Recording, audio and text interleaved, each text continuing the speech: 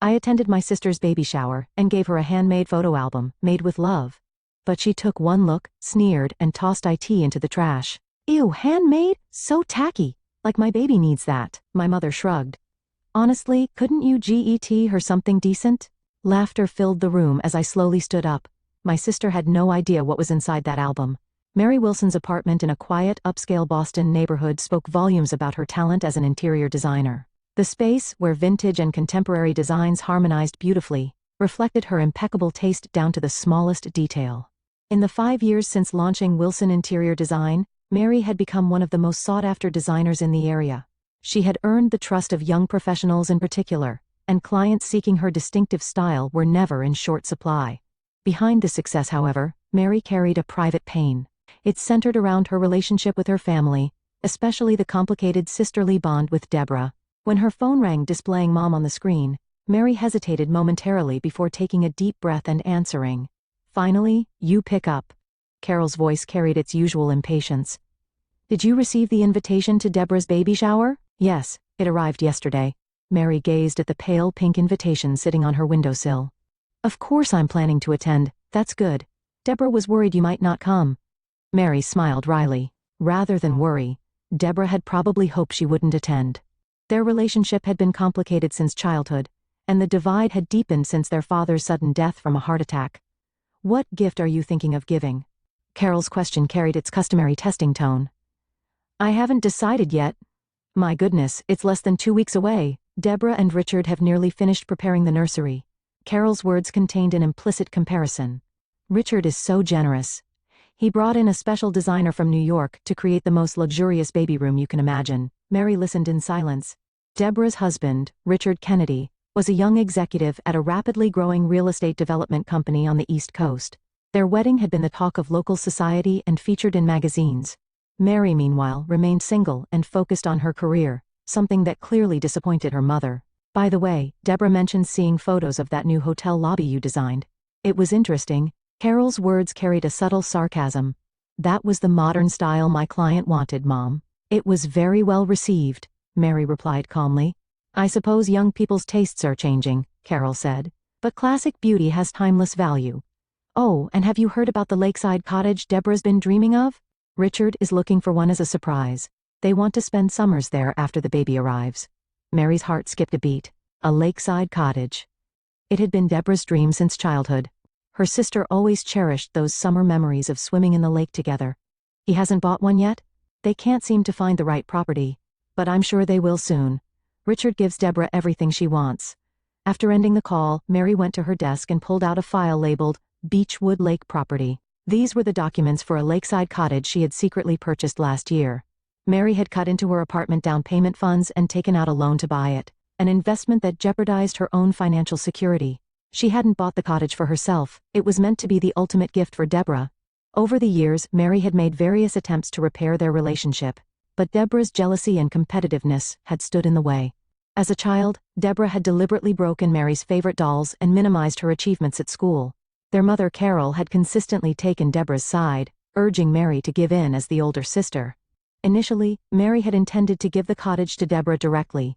Recently, however, she had come up with a more personal approach. She decided to create a handmade photo album containing childhood pictures of the sisters, photos of the cottage, the key, and the deed of transfer. It wasn't meant to be just a material gift, but a heartfelt expression of her love and desire for reconciliation. Mary gazed at the photos spread across her desk. One showed Deborah on her 8th birthday at the lake with their father. Another captured a rare moment of harmony when the teenage sisters stood side by side smiling. Then there were the latest pictures of the cottage Mary had renovated with an architect. White exterior walls with blue window frames, a spacious deck, and large windows facing the lake. Exactly the kind of home Deborah had always dreamed of. This is for your family, Deborah, Mary whispered. So your child won't grow up the way we did. She began preparing the album, hoping in her heart that her sister would understand the true value of this gift. Yet from experience, she also knew such expectations could be dangerous. Still, she couldn't help but try. It would be her final attempt to mend the family bonds. On the day of the baby shower, Mary headed to Deborah and Richard's mansion, carrying the carefully wrapped photo album. Inside the handmade album were photos of the sisters' memories, beautiful pictures of the lakeside cottage, and most importantly, the contract and key. As she drove, her heart was filled with both anticipation and anxiety. The Kennedy mansion in Brookline's upscale neighborhood was especially festive that day. A banner reading "Welcome Baby Kennedy" hung over the front entrance, with pink and gold balloons swaying in the breeze. Before ringing the doorbell, Mary checked her outfit. Her simple navy dress was the best she could afford, but it might seem inadequate for the world she was about to enter. When Carol opened the door, a subtle look of disappointment crossed her face. She looked her daughter up and down, clearly wanting to say something. "Couldn't you have dressed up a bit more? Today is Deborah's special day," she said. "Hello, Mom. This is the best I could do," Mary replied, maintaining her composure. Carol sighed as she invited her in. The interior of the mansion exceeded Mary's imagination. Crystal chandeliers, luxurious furniture, and decorations perfectly coordinated by a professional event planner. Everything looked Instagram perfect. About 20 guests had already gathered in the living room. Most wore designer clothes and sparkling jewelry. Mary felt acutely out of place. Her gift also appeared modest compared to the lavishly wrapped packages from high-end department stores piled nearby. "Oh, Mary," Deborah's voice called from across the room. 8 months pregnant, Deborah wore an elegant dress that belied her condition, complete with high heels. She approached Mary slowly. "So you finally came. Everyone, this is my sister Mary. She works as an interior designer." Deborah's voice carried a hint of disdain. "For a small local company." Mary tried to maintain her smile. "You look well, Deborah. You're truly beautiful, even while pregnant." "Thank you," Deborah proudly displayed herself. "Carrying Richard's baby is the most wonderful experience. He takes such good care of me." The conversation remained superficial, and Mary sat in a corner trying not to draw attention. Deborah's friends showed no interest in her. Occasionally they cast curious glances her way, but only to observe the contrast between her modest attire and Deborah. "It's gift time," the event planner announced loudly. Deborah sat in a special chair in front of the table and began opening her gifts. A silver baby photo frame, a Montessori wooden toy set, a cashmere baby blanket, a designer baby clothes collection. Each reveal was met with sounds of admiration. When Mary's turn came, the room grew oddly quiet. She stood up shyly and handed Deborah the simply wrapped box. "This is from me," Mary said softly. Deborah tore open the wrapping and pulled out the handmade photo album. The cover read "Raw Memories and New Beginnings" in handwriting.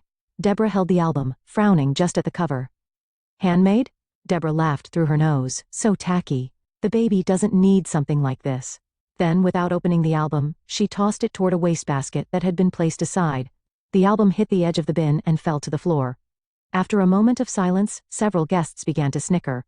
"Really, no sense of style." Carol shrugged. "Can't you even give a proper gift?" Mary felt her face growing hot. Humiliation, anger, and deep sadness washed over her simultaneously. She was shocked that Deborah hadn't even bothered to check the contents of her gift. That album contained the key and deed to a cottage she had staked her financial future on. "If that's how you feel," Mary said quietly. She slowly stood up and picked up the album from the floor. For a moment she considered opening it to show Deborah the truth, but she decided that wouldn't be appropriate for this setting. "Congratulations, Deborah. I sincerely wish happiness for you and your baby." With those words, Mary quietly left the room. Behind her, the laughter and conversation resumed. Her absence would hardly be noticed. In the entrance hall, she passed one of the catering staff. The young woman gave her a sympathetic look. "Are you okay?" she asked in a low voice. Mary forced a smile. "Yes, I'm fine. Thank you." "That was a lovely album," she said sincerely. To throw it away without even opening it. Mary nodded gratefully. "You're Kelly, right? I designed your catering company's website before." "Yes, you remembered." Kelly responded happily. "You did wonderful work. Our business has been growing rapidly thanks to you." Mary showed her first genuine smile. "I'm glad to hear that. Keep up the good work." On her way home, Mary gripped the steering wheel tightly as she thought her gift hadn't reached Deborah. But perhaps that was for the best.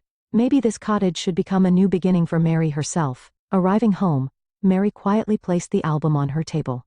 The photos of the lakeside cottage beautifully reflected the light. "I haven't decided yet," she whispered softly, "whether I should tell Deborah the truth." A week later, Deborah was relaxing on her sofa at home. Richard was away on business, and she was enjoying some quiet time alone. Though her morning sickness had subsided and her energy returned, her growing belly made movement cumbersome.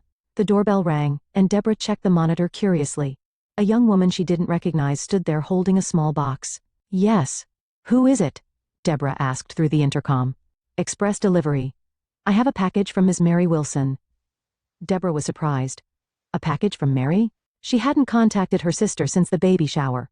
After that embarrassing incident, she had assumed Mary would be angry, so a gift from her was unexpected. "One moment, please." Deborah disabled the security system and walked to the entrance. Opening the door, she realized it was Kelly. "You're from that party." "Yes, Kelly Martin," she smiled politely. "My catering company had our website designed by Mary, and she specially asked me to deliver this to you."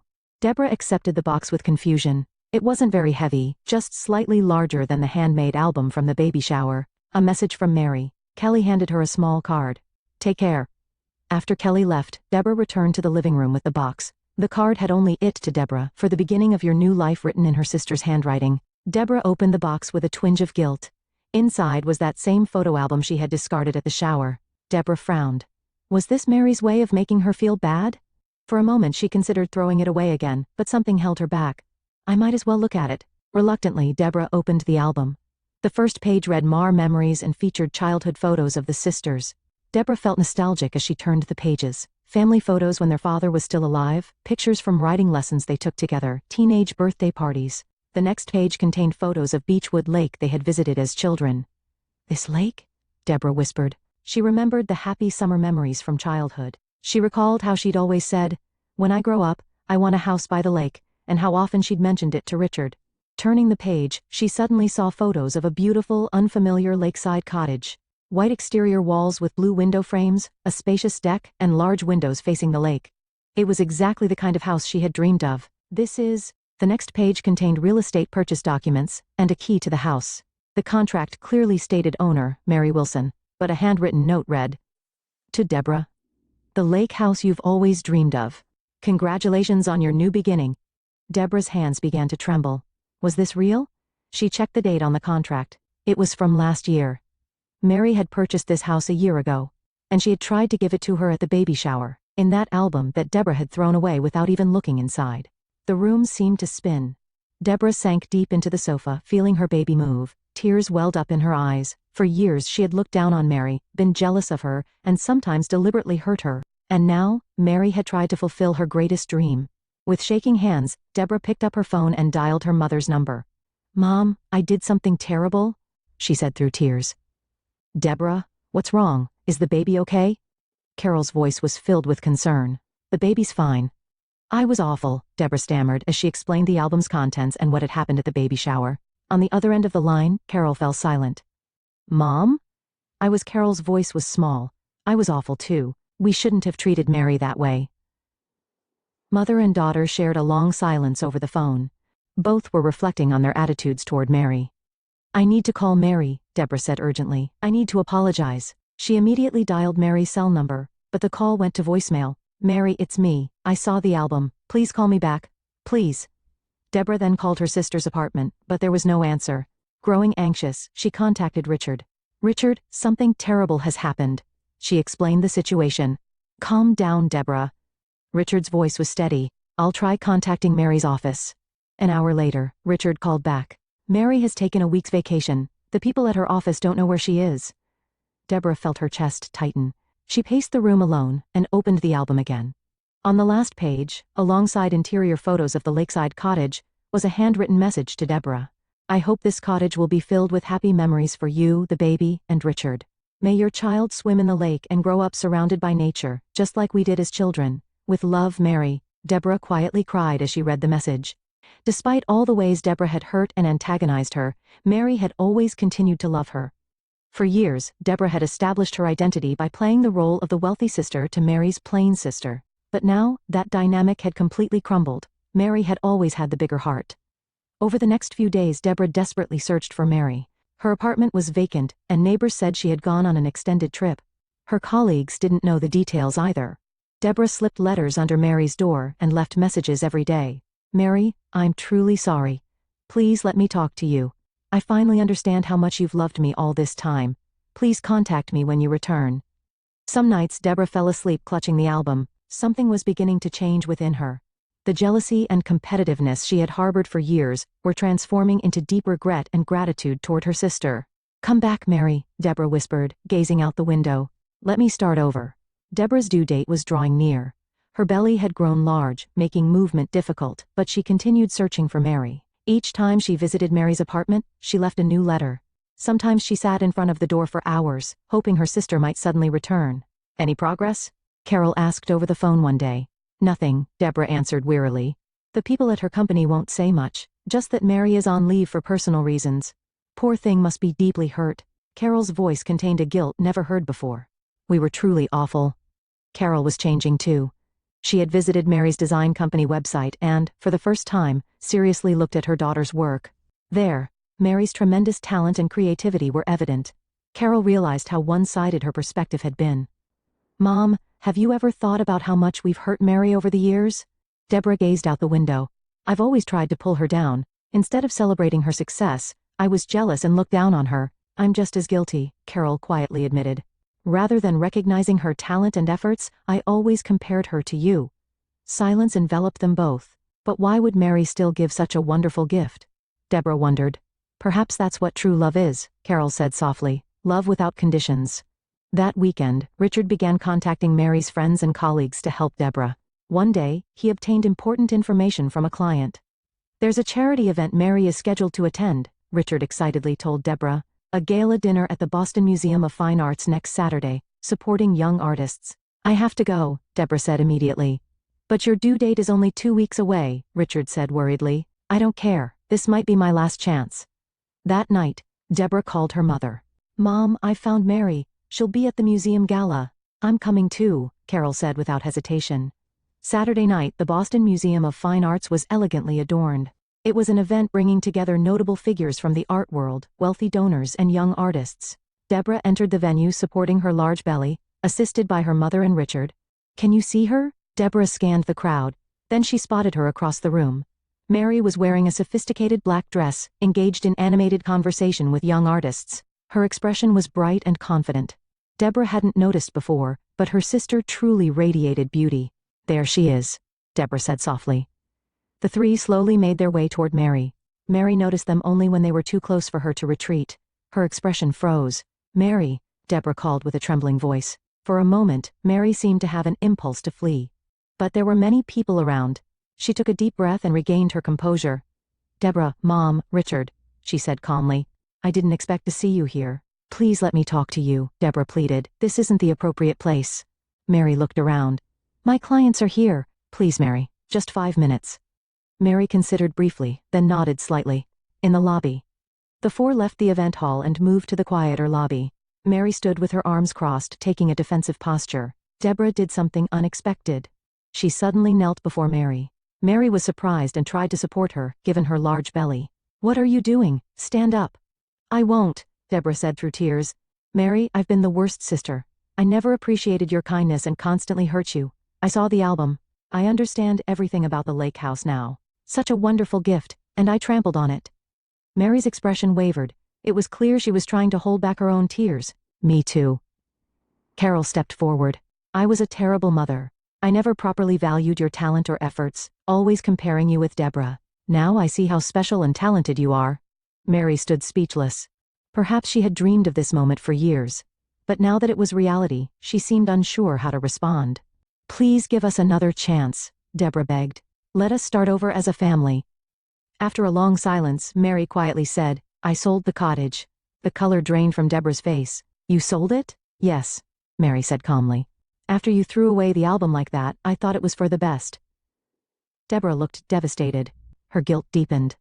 Not only had she trampled on her sister's gift, but she had also forever lost the opportunity to make amends. But that's not important anymore, Deborah said in a small voice. What I want isn't the house. It's you, sis. You and our healed relationship. Mary's expression softened. Really, Deborah answered sincerely. I've always been showy, surrounded by material things, but that was to fill my own emptiness. You were different. You always knew what truly matters. Carol nodded through her tears. We may not deserve to ask for forgiveness, but could you give us one more chance? Mary covered her face with both hands and took a deep breath. For a long time she was silent. When she finally lowered her hands, her eyes showed determination. Trust isn't built in a day, she finally said. There's a process. Let's start with building trust. I'll do anything, Deborah said earnestly. Mary nodded slightly. Then let's begin, step by step. Richard's face showed relief. He placed his hand on his wife's shoulder, gently supporting her. Thank you, Mary. Deborah truly regrets what happened. I know, Mary said quietly. That's why I'm giving us another chance. That night, the four spent a long time in the museum cafe. They discussed painful memories, hidden feelings, and hopes for the future. It was a painful conversation, but also the beginning of healing. Deborah and her mother apologized repeatedly and pledged to repair their relationship with Mary at the end of the evening. Mary gently approached Deborah and, for the first time, placed her hand on her belly. My niece or nephew, she said softly. Have you chosen a name? It's a girl, Deborah smiled. We're thinking of naming her Lily. That's a beautiful name. A warm smile spread across Mary's face. It was a genuine smile the family hadn't seen in a long time. Lily Kennedy. It has a nice ring to it. 6 months later, snow gently covered the streets of Boston. In the living room of Mary's apartment, a small flame danced in the fireplace, casting a warm light throughout the room. The windowsill featured modest yet tasteful Christmas decorations, and the walls were adorned with works by local artists that Mary had selected. The doorbell rang, and Mary walked briskly to answer. Opening the door, she found Deborah, her mother Carol, and 5-month-old Lily. Merry Christmas. Mary smiled softly. Merry Christmas, sis. Deborah returned a sincere smile. In her arms was Lily, wrapped in a pink blanket. The baby looked up at Mary with big blue eyes. She's really starting to look like you, Carol said as she entered, carrying several small gift bags. You think so? I think she looks like Richard, Mary said, gently touching the baby's cheek. The three moved to the living room and sat on the sofa in front of the fireplace. Over the past 6 months, they had been rebuilding their relationship step by step. Deborah wrote weekly letters to Mary, sometimes including handmade gifts. Carol regularly hosted family lunches, cherishing time with both her daughters. Sis, do you think we can continue moving forward together? Deborah asked anxiously while holding Lily. I still can't forgive myself for what happened that day. The past is the past, Mary said warmly. We're creating new memories now. After dinner, Mary led them to the living room and pointed to a large box placed under the Christmas tree. Open it, she said quietly. Deborah nervously opened the box and took out a familiar photo album. It had been beautifully restored and new photos added. Turning to the last page, she found new pictures of the lakeside cottage, the familiar key, and a new deed of transfer. I never sold the cottage, Mary smiled gently. I just remodeled it to suit your taste. I even made a room for Lily. Deborah and her mother were speechless with surprise and emotion. This is? Carol finally managed to say. A place for your family, Mary continued. What I want is for Lily not to have the kind of relationship we had. I want her to know from the beginning that she has a family full of love. The three embraced, tears flowing. Lily reached out her tiny hand and tightly grasped Mary's finger. Tomorrow let's all go to the lake, Mary suggested. Lily's first visit to the cottage. The beginning of a new family tradition. Outside the window, snow continued to fall quietly. The pain and wounds of the past weren't completely healed, but a time of true healing and reconciliation had begun. In the warm light filling Mary's room, 3 generations of women were beginning to forge a new bond.